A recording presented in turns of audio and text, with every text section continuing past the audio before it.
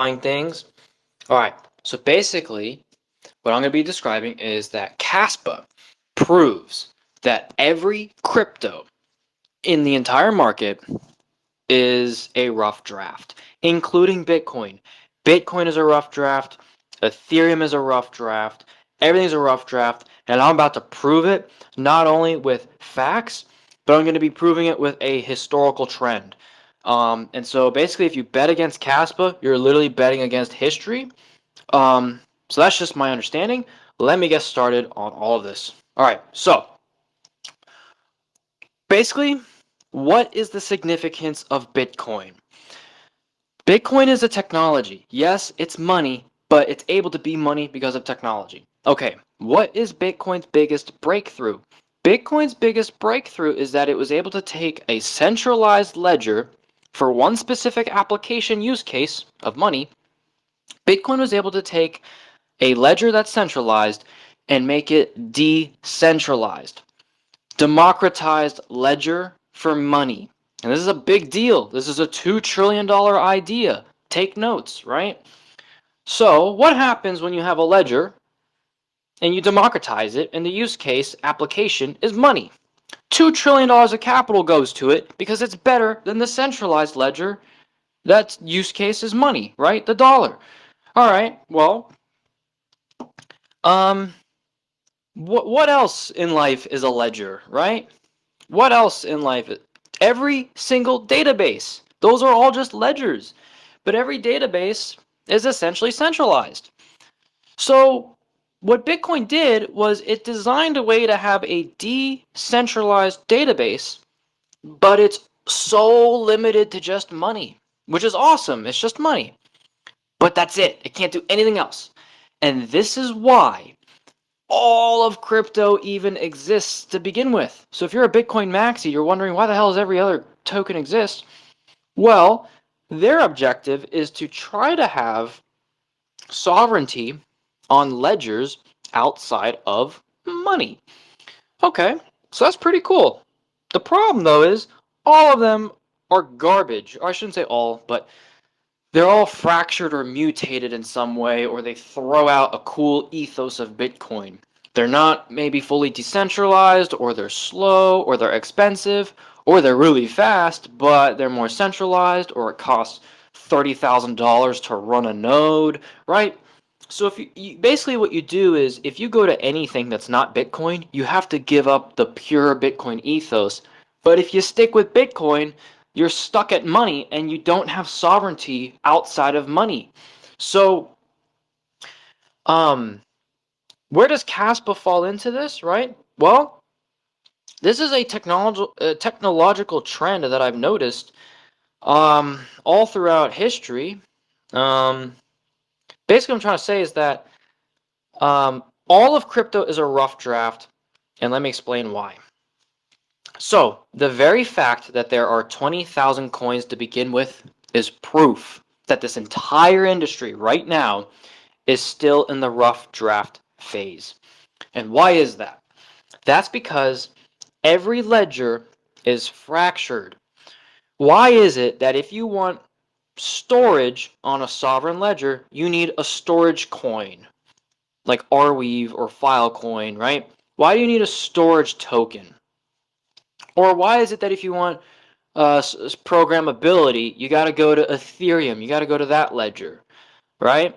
Why is it that when you want privacy for money, you have to use Zcash, right? Why is it that you want maybe a little faster payments, but you want to give up some properties of this and that, you got to go to Litecoin? Why is it that if you want even faster payments and a little bit of utility value, you got to go to Solana? Oh, but it's not decentralized and the governance structure is all messed up, right? Why is it that for every crypto project, you have to go to a completely different ledger with a completely different set of rules, with a completely different set of trade-offs, with a completely different token, with a completely set of different tokenomics, and with limited utility, right? That is proof that this entire market is a rough draft. And so what is the solution to this problem? What we are existing in right now is a fractured market. Ethereum is fractured from Zcash. Zcash is fractured from Litecoin. Litecoin is fractured from Solana. Bitcoin is fractured from all of this. And all of these ledgers are ledgers that don't talk to each other. That you can't you have to fracture. Every time you want to make a decision, you have to make a trade-off, you have to leave, you have to do something and give up something, right? So it's fractured. They're all isolated networks. The solution to the problem is, what if you could have one network that was decentralized, like a Bitcoin node? What if you had one network that was also money, that was also going to have, that also had smart contracts, that was also instantly fast? What if you had one network that also had programmability, that could also be file storage, right? That, what does that do? What that does is that takes the utility value from all these 20,000 coins. It strips the utility value from all of them, including Bitcoin. It even takes Bitcoin's utility value and you put it on one ledger. That is what Caspa essentially does. Caspa dematerializes all of crypto. And so my argument is essentially every crypto is a rough draft, and I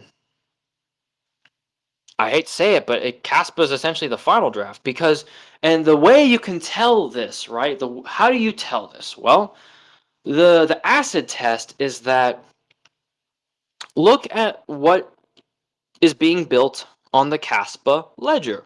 Well, Caspa is sound money. It has sound money properties, and you can run it on a node the size of Bitcoin, like a Bitcoin node. It's actually easier, more decentralized. But on top of that, I'm having a brain fart right now. My mind is completely blank. There are utility use cases with Caspa that don't require cryptocurrencies. They don't require coins. They don't require these incentives to run an isolated network. And what do I mean by that? Basically, if you want file storage on Caspa, there's no coin for file storage on Caspa. If you want peer-to-peer messages on Caspa, there's no coin for peer-to-peer messages, right? If you want, yeah, any use case like an X alternative, right? There's no coin for an X alternative. Well, guess what I just described? What I just described are three actual real cryptocurrencies that exist, but they are isolated networks. There is a real cryptocurrency that is a X alternative, and that's it. That's all it can do. There's a real cryptocurrency that is a data storage Google Drive alternative, and that's it. That's all it can do. There are real cryptocurrencies that there's one built on Solana that is like a peer-to-peer message platform, but it has a cryptocurrency attached to it. And so all of these isolated networks require a cryptocurrency coin or something to incentivize. That's because all of this stuff is fractured. These are all rough drafts. It shouldn't be this way. And that's because none of them are on foundations that are stable enough. But what's so fascinating is what I'm seeing happen right now is there are applications that were made in the crypto sphere that are slowly being built on Caspa, but there's no coin tied to it. There's no crypto tied to the storage alternative on Caspa. There's no coin tied to the message alternative. There's no coin tied for the X alternative, right? There's no coin. And why is that? Well, that's because the underlying network of Caspa is designed in such a way that it essentially, it's just the design of the archival nodes, the design of the pruned nodes, and the sound money properties of what's required to have sovereignty and then not have these nodes that blow up the network, right? This is the whole dilemma. Small nodes versus big nodes, and who has sovereignty, what's needed for sound money, and what's needed for utility. That's the big divide. And that's why the market's fractured. And so if you can solve that, you get all of that utility value on one network. And so that's essentially that's what solving the trilemma does. So why is this significant? This is significant because it's solving this essentially dematerializes all of crypto. It makes all of crypto obsolete. Why is this significant? Why is making all of crypto obsolete? Well, it simplifies things. It streamlines things. Okay. And why am I even saying this? I would actually argue this is not financial advice, but if you are holding literally anything that's not Caspa, you are at risk of this network essentially dematerializing your network. So if you have like 8 shitcoins or you have 8 cryptocurrencies and you even have Bitcoin, the reason I'm saying this is because I believe every cryptocurrency is at risk. Because they're all fractured. They can't compete when a network just emerged that is about to literally dematerialize them and make them useless. They won't be useless, but it won't make sense to use them when you can get a use case on Caspa. And there's no shitcoin tied to it, right? And it's not fractured. And this includes Bitcoin. Um, so which is really sad because Bitcoin's the biggest one. Bitcoin has 50% of the market share of the $4 trillion crypto industry that we're in. Think about that. So democratizing ledgers that have the use case of sound money is worth $2 trillion. Democratizing ledgers outside of sound money, so data, democratizing those ledgers is worth another $2 trillion. It's just fractured a bunch of times.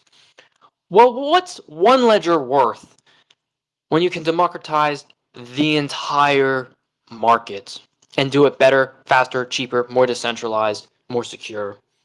It's not like it's dematerializing it and it's going to be worse. It's actually going to be better. What's that worth? So that's the value proposition that I'm looking at when I look at Caspa.